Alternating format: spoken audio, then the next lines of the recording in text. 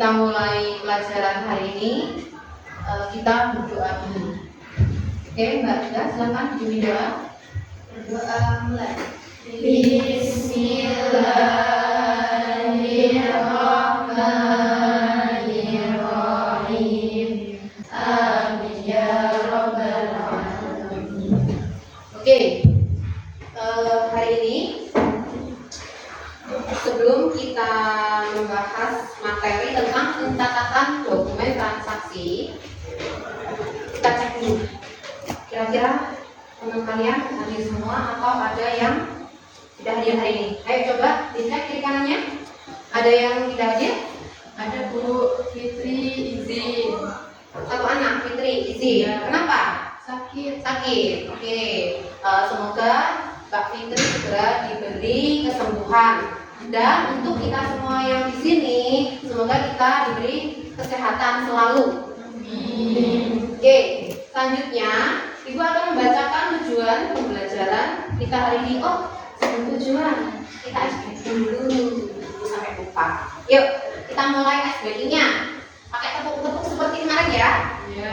Oke, kita mulai. Tepuk 1, tepuk 2, tepuk 3, tepuk 4, tepuk 5, 2 kali tepuk 4. Oke, terima kasih. Kemarin kan kita sudah mempelajari tentang perusahaan, terus kemudian jenis-jenis administrasi ya kan. Nah, selanjutnya kita membahas tentang pencatatan dokumen transaksi ya. Nah, kira-kira ada yang tahu nggak sih ini dokumen transaksi itu apa sebenarnya? Dokumen transaksi, contohnya, ada yang tahu nggak? Enggak. Kalau belanja itu kalian dikasih bukti nggak? Dikasih. Nah, itu salah satu contoh dokumen transaksi. Oke, contohnya itu seperti apa sih? Coba kalau kalian belanja itu dapatnya apa aja kalau dokumen transaksinya? Nota. Nah, bisa nota, terus ada lagi struk ya. Oke, sekarang tujuan pembelajaran kita. Nih, dengan mempelajari pencatatan dokumen transaksi ya, siswa mampu memahami jenis dokumen transaksi, jenisnya apa saja, gitu ya. Terus kemudian siswa mampu memahami peralatan penyimpanan dokumen transaksi, ini alat-alat penyimpanannya apa saja, gitu ya. Terus selanjutnya siswa mampu melakukan pencatatan bukti bukti transaksi. Bukti transaksi kan banyak ya. Tadi salah satunya disebutkan ya kayak struk, terus nota, itu ya. Masih banyak yang lainnya. Oke, kita mulai dulu materinya. Bab ketiga yaitu pencatatan dokumen transaksi. Nah ini jenis dokumen transaksi. Sambil mendengarkan ibu ini ya, sambil kalau ada yang perlu dicatat silahkan dicatat, itu ya. Apa yang penting itu dicatat. Oke, yang pertama itu transaksi bisnis internal. Kan ada dua jenis ya. Yang pertama itu transaksi bisnis internal, terus yang kedua transaksi bisnis eksternal. Kalau internal itu seperti apa?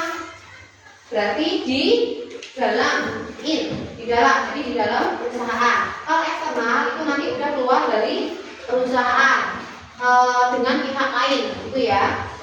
Nah, untuk yang pertama ini transaksi bisnis internal.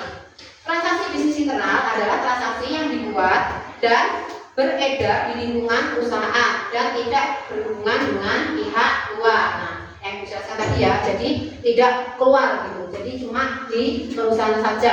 Kalau perusahaan ya cuma di perusahaan saja, kalau di toko ya cuma di toko itu saja. Itu. Transaksi internal biasanya berupa perintah dari satu bagian ke bagian lain atau perintah dari atasan kepada bagian yang ada pada perusahaan berupa bukti memorial, gitu ya. Jadi dia itu hanya di dalam perusahaan saja.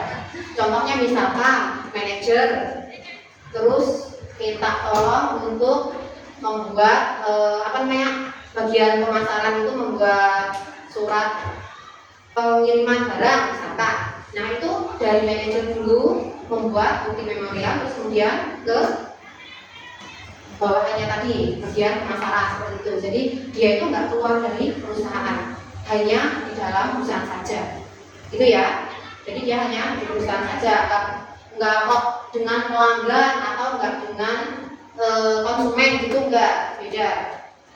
Nah nih berikut contoh transaksi internal nih, ya. Contoh transaksi internal yang pertama, perhitungan penggunaan perlengkapan kantor atau pabrik dengan bukti berupa memo dari manajer. Jadi kan ada kayak contohnya pas di kelas 10 itu kan pernah ya, kartu persediaan barang dagangan seperti itu kan cuma digunakan di dalam perusahaan saja, nggak keluar, gitu kan ya. Terus yang kedua, penghapusan piutang dengan bukti memo manajer. Jadi rata-rata itu memo dari manajer ke bawahannya, gitu. Terus selanjutnya, penyusutan aset tetap dengan bukti dari manajer terhadap bagian pembukuan dan sebagainya. Nah ini penyusutan aset tetap. Terus kemudian pemberitahuan beban-beban yang masih harus dibayar. Jadi manajer itu minta bagian keuangan atau bagian pemasaran seperti itu untuk membuat ini ya, apa yang dibutuhkan gitu loh. Kayak contohnya kayak misalkan ini pemberitahuan beban yang masih harus dibayar, ada penunjukan aset gitu ya.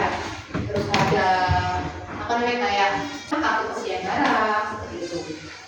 Nah lanjut, selanjutnya yang kedua, nih transaksi bisnis eksternal. Tadi in itu di dalam perusahaan, sekarang X itu keluar, gitu ya.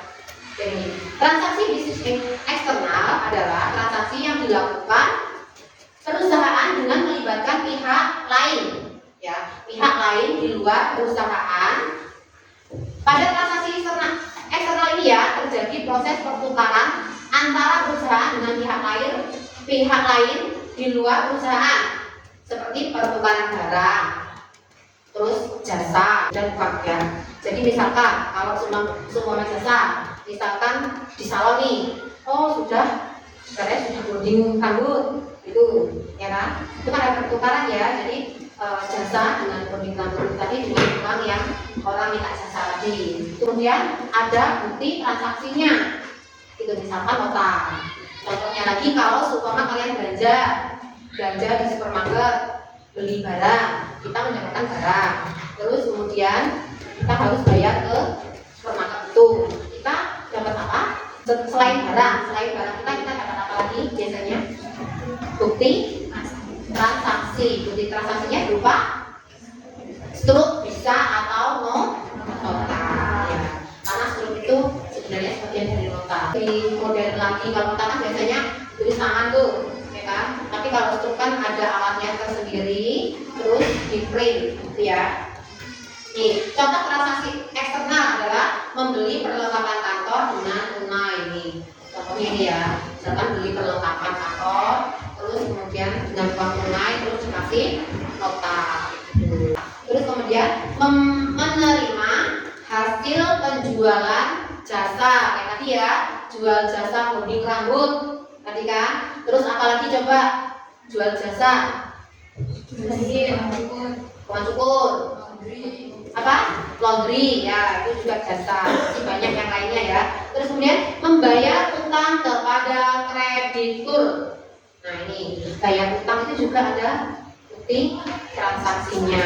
Membayar gaji karyawan, nih perusahaan itu juga ada bukti transaksinya. Terus membeli barang dagangan kepada salah satu pemasok, itu juga ada bukti transaksinya ya. Jadi macam-macam bukti transaksi itu nanti kita akan pelajari di pertemuan selanjutnya. Nah, dokumen transaksi nih. Macam-macam dokumen transaksi banyak kan? Nih, contohnya ya, ada kwitansi. Sudah pernah lihat kwitansi? Udah. Lihatnya gimana? Kalau pas ketemu Pak Andri, ya kan? Dikasih kwitansi, ya kan? Terus cek. Terus selanjutnya dilihat biro. Terus nota kontan.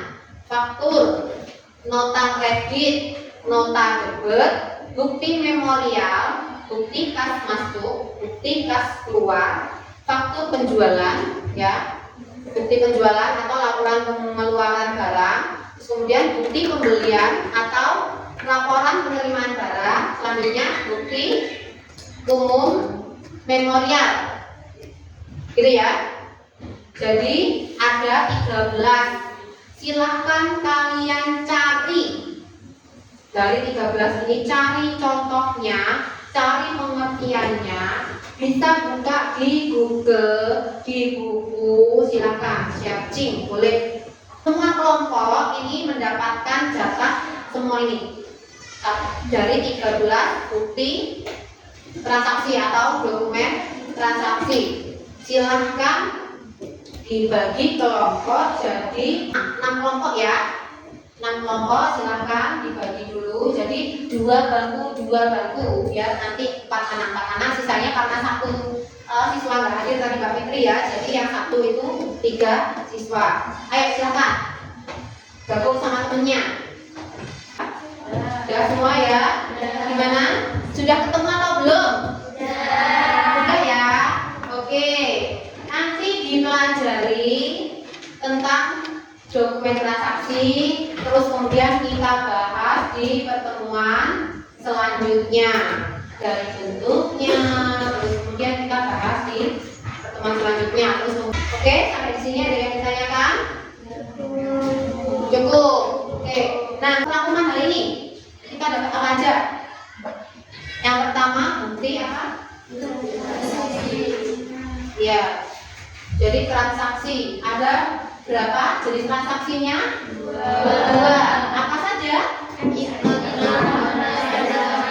Oke, berarti ada 2 jenis transaksi. Yang pertama transaksi internal, yang kedua transaksi eksternal. Kalau internal itu seperti apa?